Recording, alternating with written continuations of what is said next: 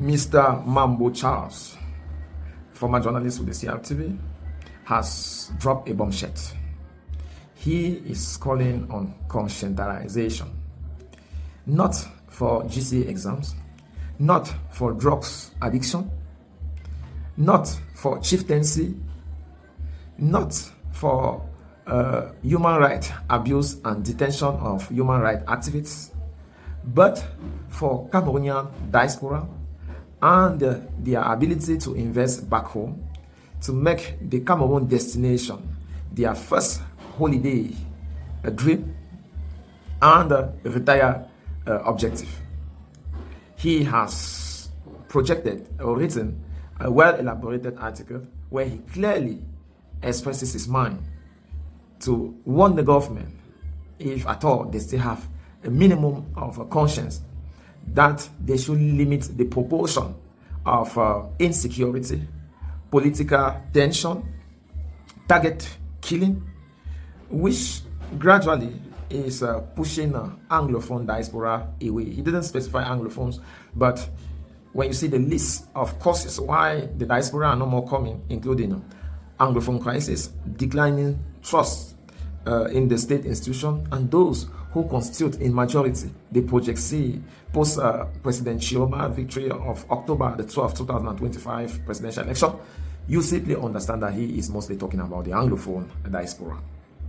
He says, instead of targeting Anglophone diaspora as threats, because somehow they spearheaded the Anglophone crisis pressure group, they should rather see people who are intelligent. In short, they should see them as assets with skills, money, and experience. That we shouldn't only see them at economic interest, we should equally sort their emotional state of being.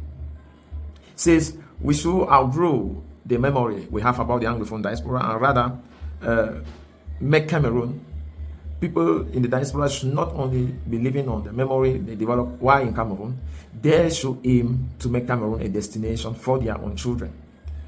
It is not news to say so many Anglophone diaspora are weeping daily to see how their children go back to their roots, to know where they come from, to have a sense of identity.